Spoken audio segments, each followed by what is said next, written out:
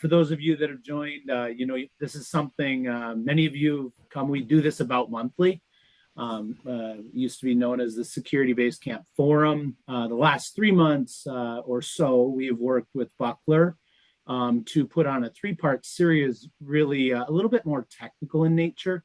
The team of people that I have access to, including Patrick, are highly, highly technical, super deep cybersecurity resources.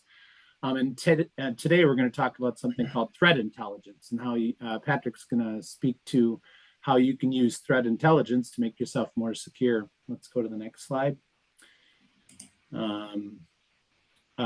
So as I mentioned, this is a part of a three-part series that we've recently done. Today is our last, and we'll likely do another session in the summer, and watch for our newsletter in that regard.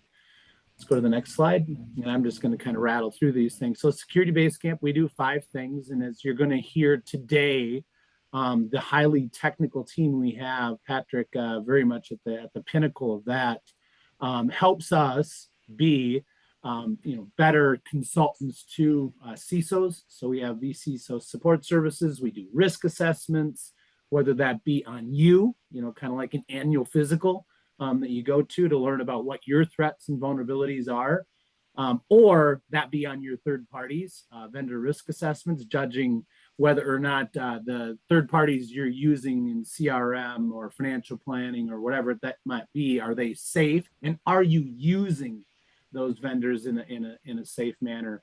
If you came to last month's call, we talked all about cloud security. So how do you make your version of Azure? How do you make your version of AWS or GCP secure? And just numerous issues as we always encounter misconfigurations or issues as it relates to how clients have their clouds configured.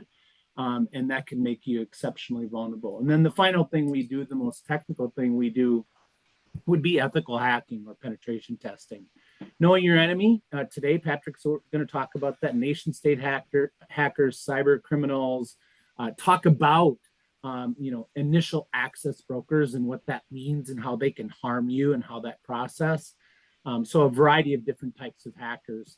And then the final set of slides, kind of from a background and context perspective that I'm going to speak to, are about an active, in the wild set of threats. If you go to the next slide, Patrick. Their advisories published last week from CISA really bring to light some of the stuff Patrick is going to talk about today and why it's so important for you to, work with people that understand this space, or keep your eyes and ears open to active threats that are in the wild. So, groups associated with the Russian government are actively targeting United States companies as we speak. Typically through phishing emails, then laterally moving throughout your environments. They are exceptionally well armed with literally hundreds and thousands of resources that they are actively taking war on U.S. corporations right now, as it relates to furthering their objectives in the Ukrainian war. These slides will be shared with you. You can look at these advisories and steps you should take. If you just go to the next slide, Patrick, it really illustrates what CISA let us know last week about how the Russian government and those groups associated with them are targeting U.S. companies through, credential stuffing, brute forcing, spear phishing, and specific vulnerabilities are highlighted in the advisory published last week. Let's skip ahead a couple slides because we're going to just focus in on things, actions you can take right here. Let's stop right here.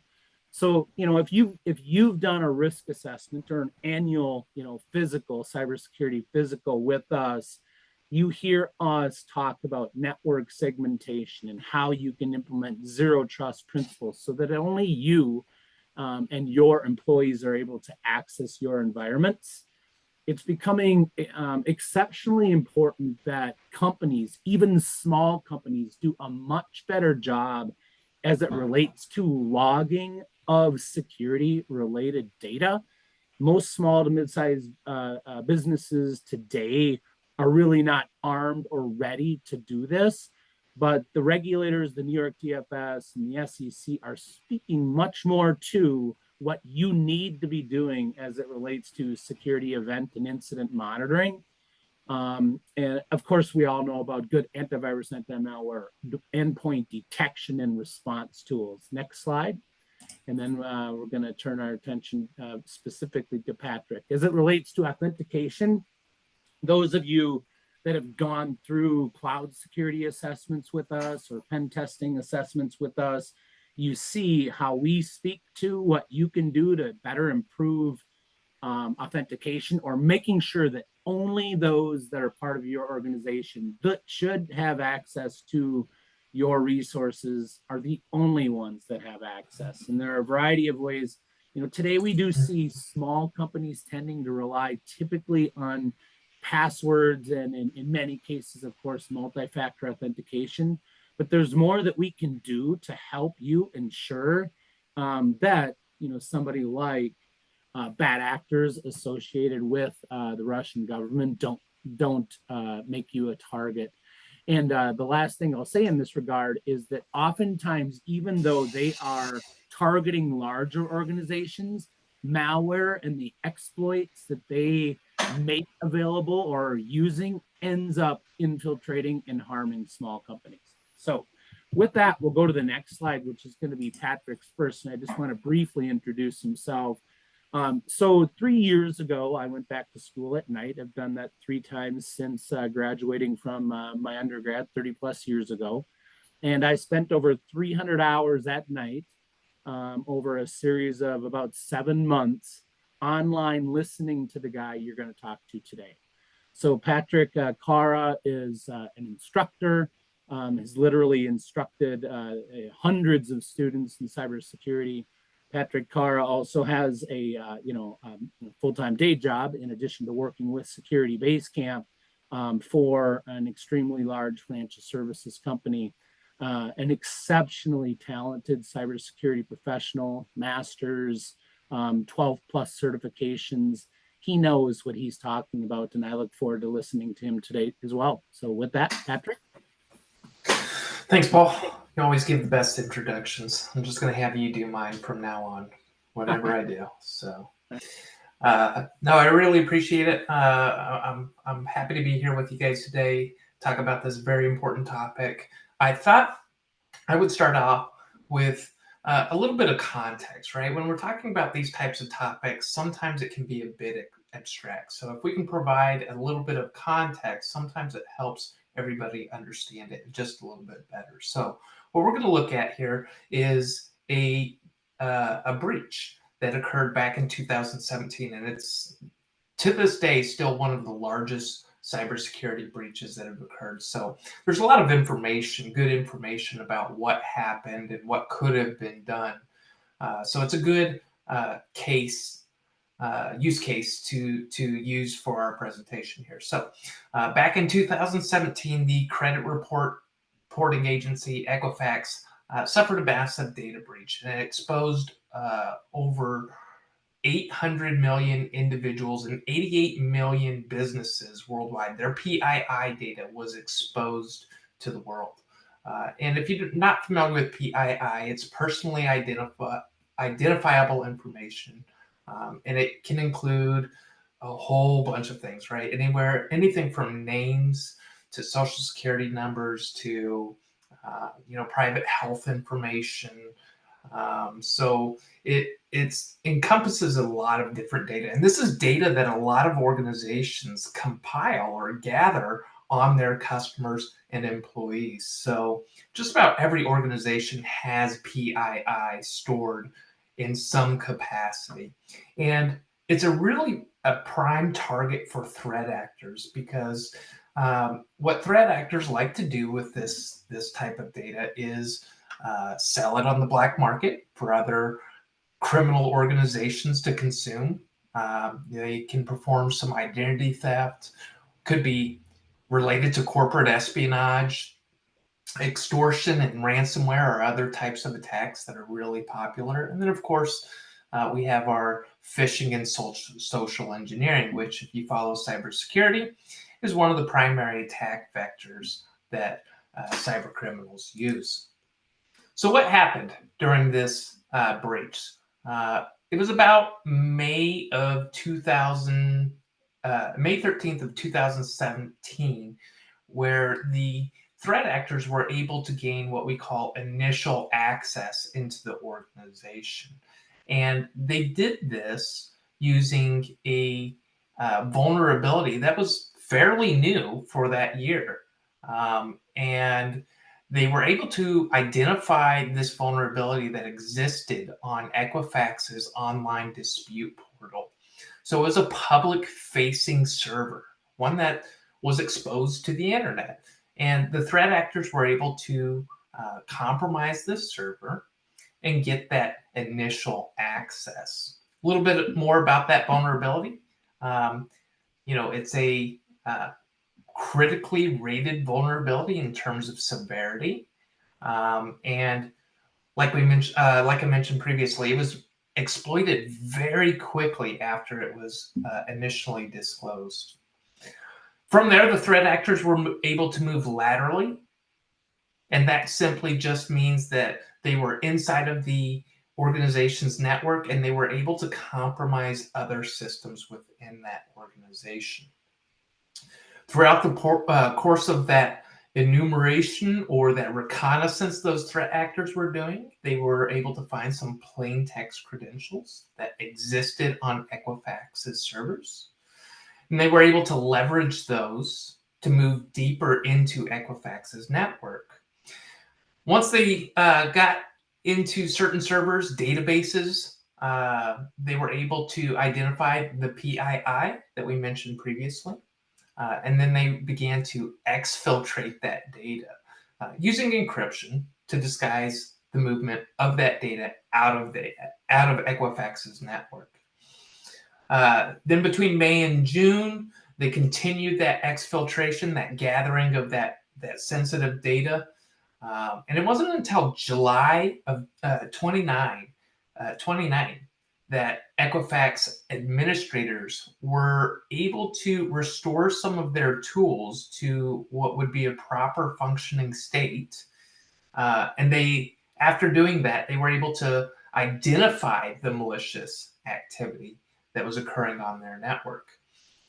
So from initial exploitation to Equifax becoming aware of the incident, it took nearly 4 months, which isn't all that unusual for breaches. A lot of times it's found that threat actors exist in a network for up to 6 months before a breach is declared, right? Before the defenders of that network notice that activity. So shortly after that, cybersecurity firm Mandiant was hired to help with the incident. And then, of course, Equifax publicly disclosed that breach on September 7th. So the impact of this breach, right? It was pretty hefty, right? This is one of those worst case scenarios almost. 800 million people and 88 million businesses had their PII exposed. The cost of the breach for Equifax ended up being over $1 billion. And once they publicly announced that breach, their stock dropped dramatically. The breach also led to increased scrutiny from regulatory bodies. And of course, Equifax's reputation was damaged with its customers, its partners, and its regulators. So pretty significant impact here in terms of this breach, something that no organization wants to experience. The threat actors. So let's talk about the threat actors for a little bit.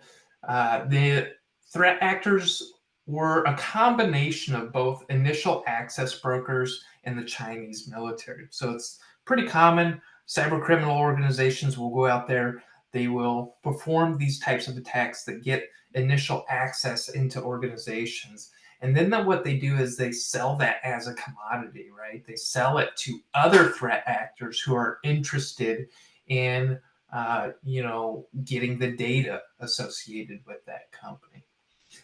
In this case, the Chinese military were thought to have additional targets, including the U.S. Office of Personnel Management. And the motivation there was just to gain information on U.S. government officials and intelligence officers that could be used in subsequent attacks. So the question comes a lot of times when we start working with organizations is, well, why don't we just protect against all the different types of threats that we face? If we can defend against everything, then we don't have to worry about anything. But the answer to that is trying to defend against every threat could leave you vulnerable to the ones that actually matter, right? There are threats that exist out there that may not be actively targeting your organization or your, particular industry. So defending and putting valuable resources into defending against those threats are actually a waste of resources, right? So if we can provide a more focused approach, then it reduces the cost for us defending these networks and increases the likelihood that we're going to prevent the most likely attacks from occurring. So this is just a few benefits of using cybersecurity threat intelligence, which we often call CTI. So first, early warning means that we can respond faster, right? It tells us what kind of attacks to look out for before they hit us. With smarter prioritization, we're answering the question, where should I be using my most valuable resources? So again, this is just getting down to being more effective with the use of our time, our money, and our people. When we're talking about better strategic planning, we're answering the question, how should my organization be investing in tools and capabilities, right? This helps us shape cybersecurity policies, training, risk management, and investments in both people and the tools that we use to defend those networks. It also helps with threat hunting and proactive defense. It can help us answer the question, who is going to be, find the who before the damage is done, becoming proactive instead of reactive. So instead of, a lot of times what happens is we get attacked and we react, right? A better way, and one that is definitely more preferable, is being proactive with our defense, preparing before the attack happens. And that has a number of benefits. It can reduce the timeline it takes us to remediate that attack once it has occurred. But more importantly, it could prevent the attack from being successful in the first place.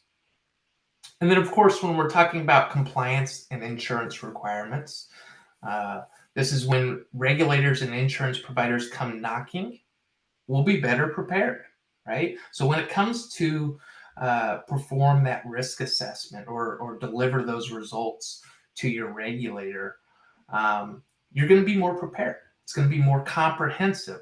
It's going to show that you've done your due diligence and that you've implemented the proper tooling and processes to prevent these attacks from occurring.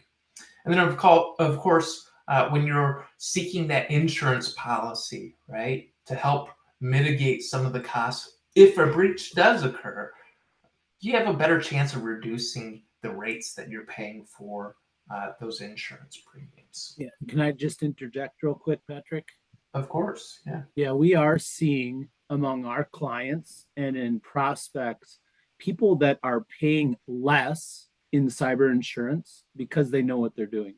So people that have, scanned their environments to look for indicators of compromise based upon threat intelligence in the financial services industry, they don't find any, or they don't have any critical vulnerabilities. And Patrick is going to speak to that. And they are literally seeing reductions in their cybersecurity insurance costs. And that's going to increasingly be the case given the ability to electronically gather truth about how secure you truly are or aren't. Yeah, That's it. absolutely. Thanks, Paul. All right, so some additional benefits, right? Getting a little bit more granular. How does good intelligence really help our organization prepare for these types of attacks? When we're talking about our operational folks, those engineers and the security analysts that are tasked with configuring the tools and doing the day-to-day stuff that keeps our businesses secure, it provides them with tactics, techniques, and procedures. And these are the types of things that the attackers use. It's how we categorize all of these threat actors and the attacks that they launch against our organizations. So these tactics, techniques, and procedures, or TTPs, are provided to our defenders. And our defenders are then able to leverage their tools to detect and hunt for these threat actors more effectively. It also helps with threat prioritization, right? We already mentioned there are a lot of different threats that organizations face. So we can actually link specific vulnerabilities in your environment to known threat actors that are targeting your industry. And we can identify those behaviors ahead of time and then mitigate some of those threats and vulnerabilities that exist within our network. So again, it's just providing a more focused effort to achieve the results that we want. When we're working with all of these different tools like SIMs and ADRs, these are cybersecurity tools that are used to detect some of these attacks being launched. They can be vague, a little bit vague sometimes, in terms of how much information they're providing to us through those alerts. And we can actually enrich those alerts with this valuable threat intelligence data that just helps the defenders do their job more effectively. Some of those things that it can provide are called indicators of compromise. This could be hashes, IPs, domains. All of this stuff is really valuable when it comes to tracking down the threats inside of our organization. And then we have leadership, right? Leadership plays a big role in this as well. They provide the strategic relevance on what we are doing as an organization to defend against these threats. And threat intelligence helps align that strategic plan with the business operations. It also helps with risk framing, so it translates threats into business risk so that we can more effectively communicate within our organization in terms of getting financial resources to be able to carry out some of these strategic plans that we're putting out. Provides us with resource justification for investments in both people and technology. And then these threat trends help shape our long-term security strategy. So instead of looking at what's going to happen tomorrow or what do I need to be doing to prepare for next year, we're looking 5 years down the road, and we have a much clearer picture of where we're heading with our cybersecurity programs. So let's talk about vulnerabilities a little bit. We mentioned that there was a vulnerability in Equifax's network that was exploited. A vulnerability is just a weakness or flaw in software or hardware or even processes that could be exploited by a threat actor. They do this to gain unauthorized access and disrupt operations and cause harm to our organization. A lot of different ways that we can identify these vulnerabilities. Some of them include penetration tests. We have a variety of different type of vulnerability scanners. We have scanners that look at our infrastructure, that look at our web applications, and also look at other software in general. So with these vulnerabilities, once a threat actor has identified one that they want to exploit, they're going to attempt to find or develop an exploit that can take advantage of it. And again, many times their goal is just to gain unauthorized access. They may want to do some privilege escalation. They may want to steal data. In many cases, that's what they're after, right? And then, of course, installing malware. I think we've all heard a lot about ransomware attacks. It's one of the most popular types of attacks that threat actors are using these days. All right, so I mentioned during during the explanation of Equifax's breach that it was a critical vulnerability, and this is how we score vulnerabilities, right? We use the Common Vulnerability Scoring System, or CVSS. And it's just a standardized way to assess the severity of a vulnerability in a system. And to provide a score that ranges from 0 to 10 that represents the potential impact of that vulnerability if it were exploited. Many organizations use CVSS alone to prioritize which vulnerabilities should be fixed first, but we're going to show you why this method falls short and how cyber threat intelligence can really help. So this is a slide that explains this light gray portion here, the big circle, is all of the vulnerabilities that we are aware of, right? And then inside of that, we have a smaller blue circle. These are vulnerabilities that have a score of 7 or above. So we would rate these as high or critical in terms of severity. And you can see that the majority of the vulnerabilities that exist do have this score that is 7 or above. So a lot of organizations will try to use this strategy, right? We need to remediate all of those vulnerabilities. Everything that is a 7 or above, we need to fix because those are the worst of the worst. It takes a lot of effort. It's a lot of manpower. It's a lot of downtime in terms of patching. And it can be wasted effort. And here's how we identified that, right? We took all of the vulnerabilities that existed and we said, how many of these are actually exploitable?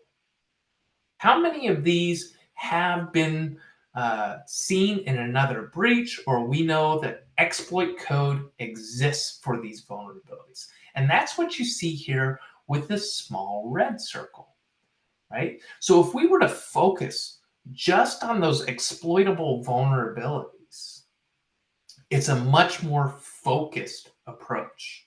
It reduces the amount of time that we take to patch things. It can reduce our downtime by up to 40%, right? So it's more efficient use of our resources when we use cyber threat intelligence to guide some of these activities that we're doing within our network. Just a quick pause there. So when we do a risk assessment of your organization, of course, we do scanning, and then we understand what critical highs and mediums you have in your organization.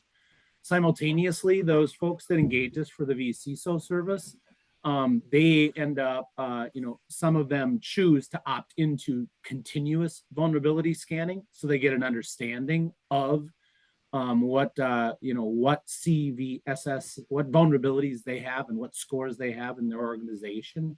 And then finally, of course, when Patrick's involved in ethical hacking or penetration testing, he's understanding what vulnerabilities exist in your organization and then attempting to actually exploit them, right? To get some understanding of which of those vulnerabilities in your organization can he or the team exploit and in essence be the bad actor before the bad actor meets your organization. So critical stuff, and that's all I'll say. Back to you. Yeah. So threat intel can provide us with better prioritization. It can help us correlate the vulnerabilities that exist within your network to known threat campaigns. It helps us more accurately assess the business impact of a risk posed by vulnerability exploitation. We can identify the likelihood of exploitation based on the availability of that exploit code that we were mentioning earlier. Can also allows us to more quickly identify emerging threats and zero-day vulnerabilities. Zero-day vulnerabilities are vulnerabilities that are not known at the time of exploitation, right? It's something that a threat actor has discovered. They haven't made public, but they're using that exploit code, and that's what we call a zero-day. And then it also contributes to more accurate risk scoring. If we have a vulnerability that has exploit code versus one that does not have exploit code available, well, we're going to say that the one with exploit code could be a little bit riskier, right? Because the likelihood of that being exploited is greater. So using this methodology, we've definitely seen some proven results, right? So proper prioritization of vulnerability remediation, it can actually reduce our patching costs by about 25%. We can also reduce our downtime by about 40%. And this could save organizations anywhere from 5 to 9K per minute in terms of, being able to provide the services to their customers. It also minimizes the risk of a breach, saving the organization substantial costs. The average cost for a cybersecurity breach in 2024 was $4.88 million. So sometimes we can actually reduce that by about half in terms of just being prepared, having better patching in place, reducing downtime, and minimizing the risk of those threat actors being able to move so freely in our environment. All right, so that was more from the vulnerability perspective. That's the proactive side of this that most people consider the proactive side of this. But in incident response, we can both be proactive and reactive as well. So incident response is a structured approach that an organization will undergo to identify, contain, eliminate, and recover from a cybersecurity incident. The common types of attacks used by threat actors include social engineering. We have our web-based attacks against those vulnerable or against those web applications, right? They could be including malicious attachments and downloads in some of their attacks. They could be network-based attacks. Of course, malware and ransomware, like we mentioned earlier.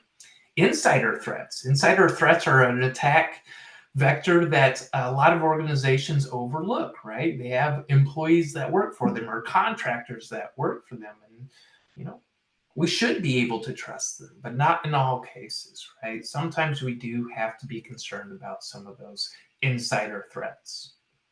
Of course, exploitation of unpatched vulnerabilities, which we just discussed, supply chain attacks, and also physical attacks, that person trying to get into your organization's office, campus, whatever it might be, right? So they're physically on site performing some attacks there.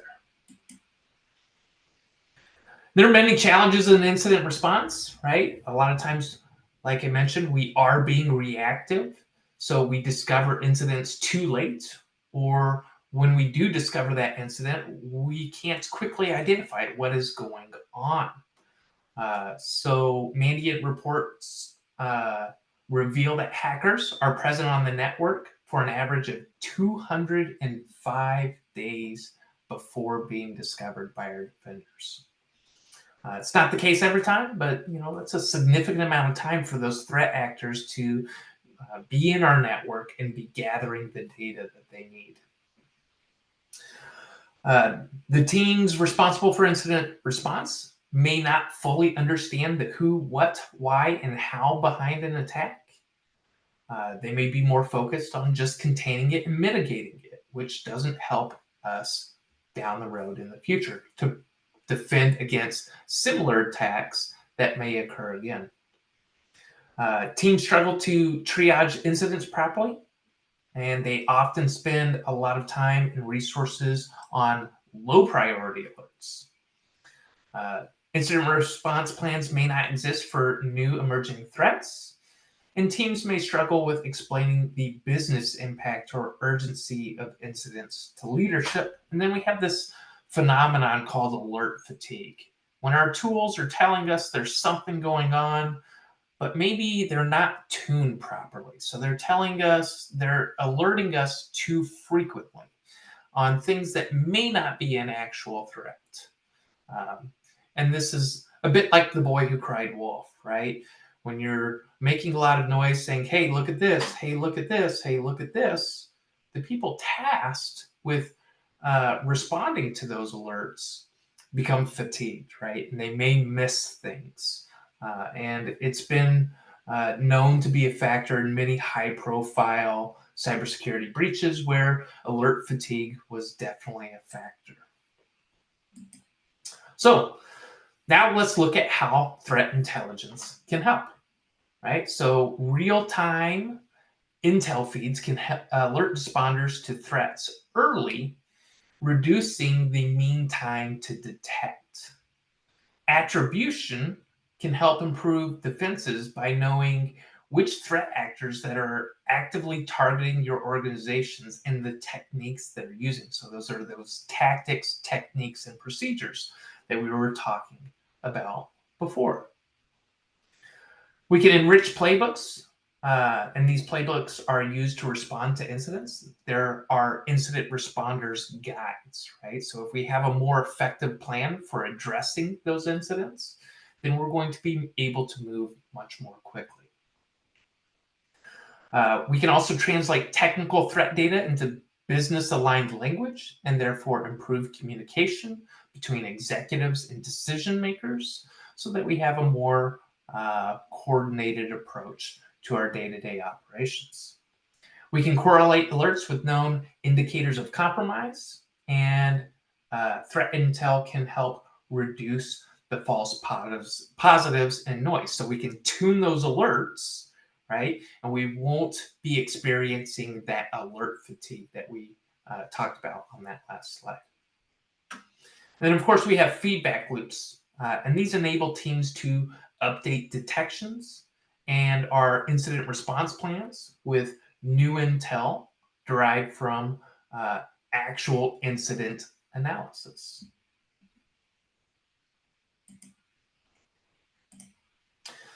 All right, so in terms of results for the incident response side of how cyber threat intelligence can help, it can give us a rapid return on our investment, sometimes within 4 months. And this is just due to increased staff productivity, right? We're focusing our people on the right things, which makes us more effective. It can reduce the breach costs. So it reduced by an average of $2.1 million out of that $4.88 million that the average breach costs an organization. So a significant reduction there. And then it enhances our decision making. It allows response teams to make informed decisions quickly. It allows them to improve the effectiveness of their response strategies. So we're going to look back at the Equifax breach now, right? We're going to look at how threat intelligence could have helped with that scenario, right? Equifax could have been more proactive in terms of defending their network. So Equifax could have performed an analysis identifying potential threat actors, which could have led them to these advanced persistent threat groups, mainly the Chinese military in this case. We call them APT-10 and APT-41. It's just how these threat groups are labeled. Sometimes they're given a fancy name, like what Paul showed, Fancy Bear, right? That could help us, because we're not always good with numbers like that. But So these two APT groups, these threat actors, had interest in public-facing apps, which is the way the threat actors were able to gain initial access into Equifax's network. So that could have led Equifax to take a closer look at the vulnerabilities that existed on their public-facing infrastructure. Further analysis on their infrastructure combined with threat actor profiles would have identified that vulnerability that was exploited, and it could have led to Equifax patching that much more quickly.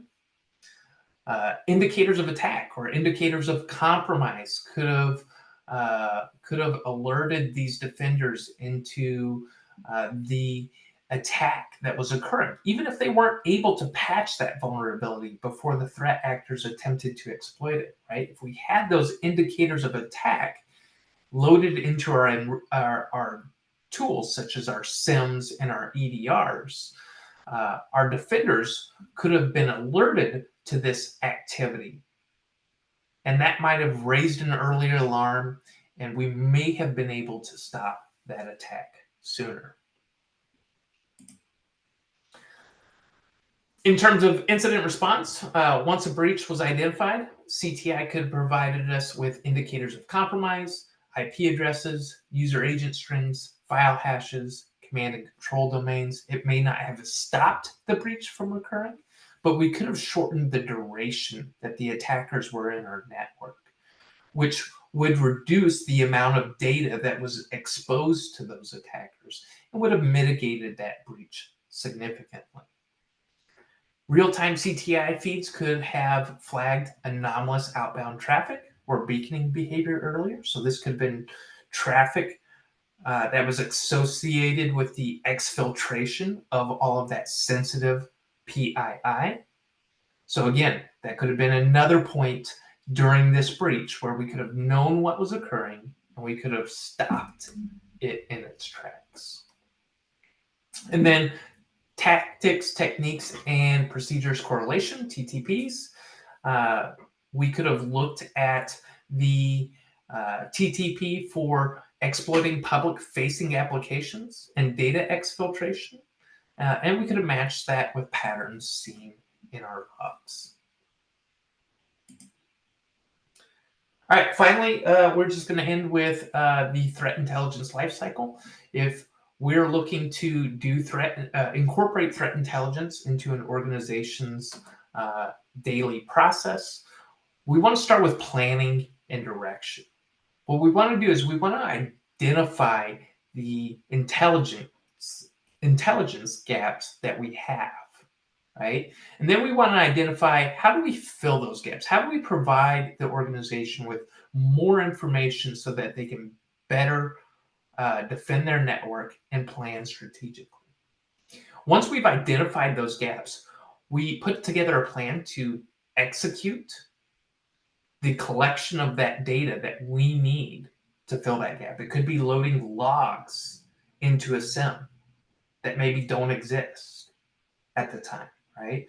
So we work with that device owner and say, hey, we really need your logs so that we can do these types of activities that better prepare us to defend your network. So we work through that collection phase. After we collect that data, we filter, we transform, and we process that data so that we can better analyze it. And then using processes to evaluate that information, we fill those information gaps that we identified in the first phase. We meet the requirements identified during the planning and direction stage.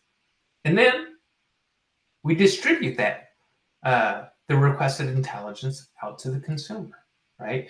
We constantly monitor the threat and landscape. We look for emerging threats that are, that the organization could be facing.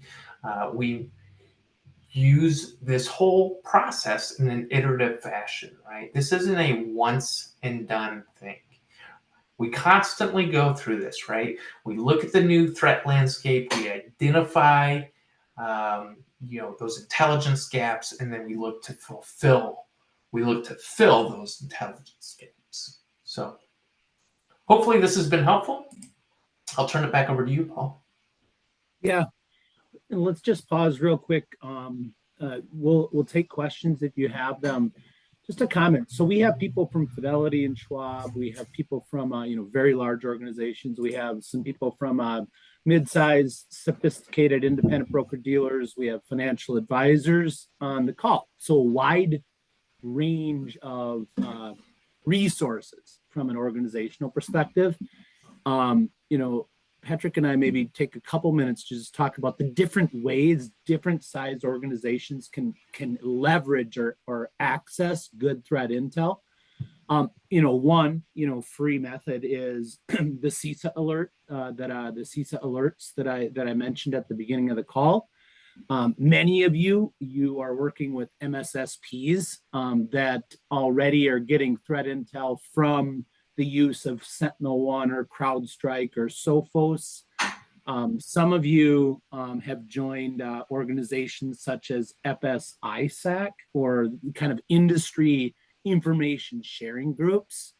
And there's a sophisticated independent broker dealer on the call that is in the process of really working with a better open source SIM that they ultimately, when they combine their logging data with good threat intel data, they might be proactively alerted to the kind of threats, information, the stuff that Patrick was talking about. Other thoughts or observations you would have, Patrick, about gaining access to threat intelligence information? Yeah, so you get what you pay for, right? There are a lot of open source threat intelligence platforms that you can get good information from. So Alien Vault puts out some good threat intelligence that is free to consume. Yeah.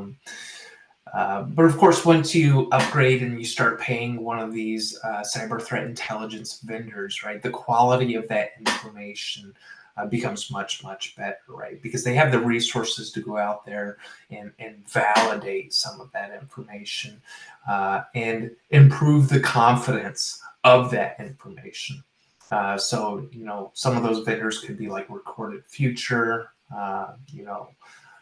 Flashpoint, I think, has some good information as well, just to name a few. So even with that, though, you really have to have somebody that is looking at it from a strategic perspective, right? Because it can still be a bit like drinking from a fire hose, right? So you need somebody that is experienced and can focus the information that the organization is consuming in a way that helps them to produce that better strategic plan. Yep. And in some of our clients' organizations, they just have a CTO or a CIO that has their there's constantly reading good information or have good news sources, and then they use that to kind of change the way in which they manage their cybersecurity programs.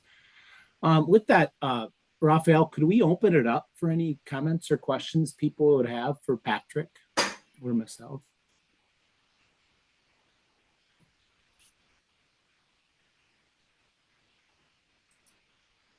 If you have questions, feel free to just put them in chat, or we can answer them for you. We love working in the field of cybersecurity. So threat intelligence is just something. It's kind of like reading about the latest NFL games or reading ESPN. It's part of the love of this field, this practice, that helps to make us more useful to our clients. Okay, so Q&A is open. No questions. Just one last kind of ask for questions that you might have. Keep in mind, we're using this kind of information to inform our vCISO service, our risk assessment services, our pen testing services, and And we'll be on the lookout for, we'll probably do one cyber forum sometime this summer.